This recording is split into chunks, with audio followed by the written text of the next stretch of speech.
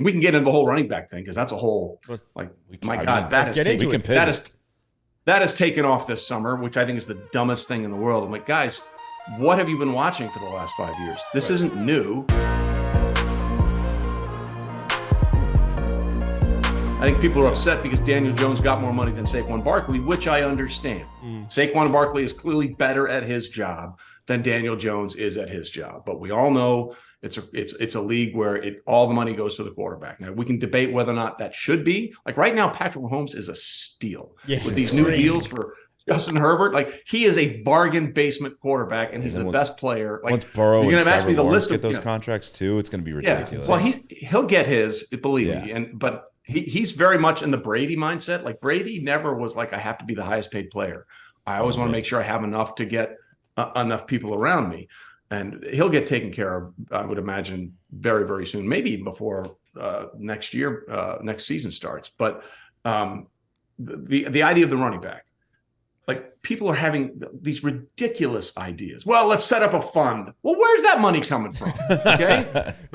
Where's this special running back fund money coming from? It's coming from the salary cap, from the owners and the general managers. Right. Here's the deal. This has been going on for 6 years. And if you're just catching it now, you haven't been paying attention. Okay. Look, I love Saquon Barkley. And oh, by the way, they had that big Zoom meeting, right? Well, we got to stick together as running backs. What did Saquon do? As soon as he got a little more money, boom, took it. So, the whole Zoom thing apparently was for nothing. Right. Because if they really cared about all this stuff and we were going to hang together, Saquon shouldn't take that deal. Yeah. But he did. And I have no problem with him taking that deal. Just don't tell me that you're upset about this and all this kind of stuff. And then they waggle a little money in front of you. You're like, yeah, I'm good.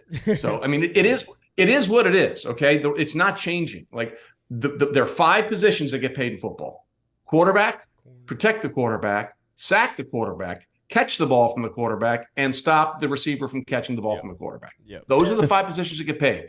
Everyone else is scraps. They're nice scraps. What's he got, $11 million for 1 year? It's nice scraps, but it's not quarterback money. It's not even left tackle money. It's not wide receiver money. It's not edge rusher money.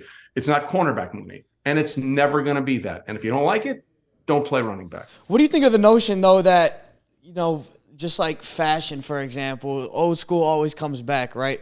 So, like, now we're seeing linebackers get smaller and smaller because they got to start playing out in open space and guard these slot receivers. But eventually, now, how do we beat those like small linebackers and small safeties? You start pounding them with the big running back. And then what you will see, natural evolution, is bigger running backs coming back into play and then linebackers getting bigger, just kind of repeating history. You don't think that's going to happen? Yeah, I get why you would think that, but here's why that's never going to happen. The game's not going that way because the NFL wants less contact. They don't want more contact. Yeah, that's a good point. That's listen, and this is why I say Emmitt Smith's record as a Cowboy fan, you should love this. Emmitt Smith's record is unattainable forever.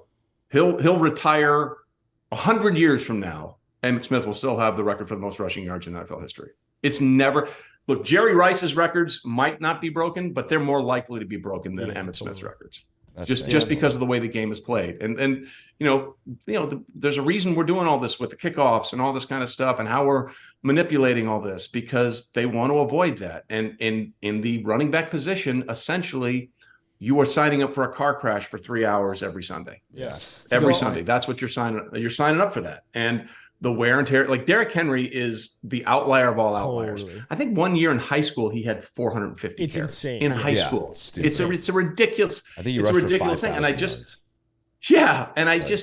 don't think that that's going to come back because the NFL doesn't want it. Whether that's right or wrong or fair or unfair is irrelevant. That's what the NFL wants. They want passing. They want glitz. 75 of the top 100 rated television shows last year were NFL games. It's the surest thing in the world, and they've figured it out, and they've tapped into the Madden fantasy part of it to make it work. So I just don't think from a player perspective or from the league perspective that's ever going to come back. And look, as much as I love Saquon Barkley, his cause would have been a lot more strong if he hadn't been hurt for 2 of his 4 years. Right. That's the issue. Look at McCaffrey. As soon as he got his big deal, I'm happy he got the money. The next 2 years, he was beat up. It's an inevitability.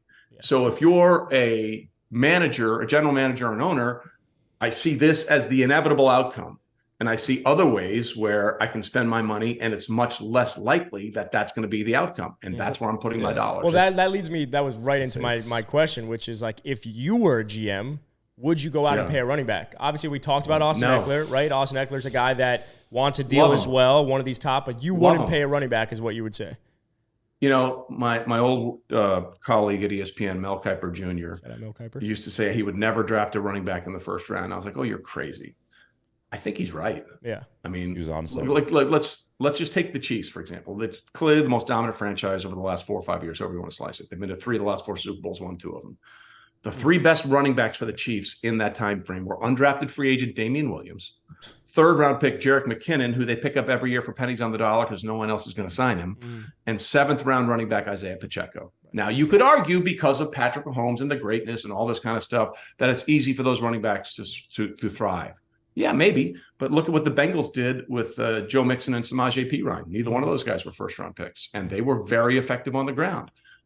You just have all these situations where you can find a guy outside the first round that can pretty much come close to what the production you would get by using a first-round pick. Look at what the 49ers have done the last 5 years with like Raheem Mostert, Jeff Wilson, all those guys that just pick and plug, and they've all been awesome. And as soon as they leave the Niners, they're nothing because that scheme and the run system. So you hate the Bijan Robinson pick. I was just gonna say that. Here's why I don't actually. I hate it for Bijan because he's never going to get the money he probably deserves. But I think that he's the kind of running back that I'm interested in and would even think about it because he is a dual threat guy. Like you were talking about, going back to the old school and all this kind of stuff. Well, that's not what he is at all. He's a playmaker in space. Yeah. And I like it for the Falcons because they don't know what their quarterback is in Desmond Ridder yet. Like this is the year we're going to find out. And they had done a really good job, in my opinion, of surrounding him with the talent that he needs to succeed, whether it's Drake from last year, whether it's the tight end Pitts. Now you have Cordell Patterson, and now you have Bijan Robinson. So if you have uncertainty or an unproven quantity or quality at quarterback, you need to do whatever you can to surround that guy with as much talent as possible. And I think the Falcons have done that. And whatever Desmond Ridder is going to be, we'll find out this year because he has the most weapons around him. Yeah, I also think I agree with you could find running backs later on, and we've seen a large enough sample size. But in the case of a Bijan or even Saquon, who might not be a between the tackles and he's a home run guy, the way the contract is set up, like you could kind of get away with it for those first couple of years and then kind of draft another one or tag him if you must. But the idea of paying a running back into their second contract due to longevity, I think just kind of is something where the position, is becoming more devalued basically from the second contract. I think that's the understanding. Yeah. I mean, I love Bijan Robinson for the first 4 years of his career. And then I'm like, we'll see. Well, if he stays healthy for 4 or 5 years, he'll probably get a really good contract. Yeah. But again, those guys are few and far between. What was your favorite thing from the Trey Wingo episode? I mean, he dropped a ton of knowledge. Let us know in the comments what your favorite take was. Also, we're almost at 10,000 subs. I beg you, share with your friends. Jack's going to get an ass tat. Everyone wants to see the ass tat. So please, if you want any betting advice or betting promos, make sure to go to thegameday.com. You're going to find it all.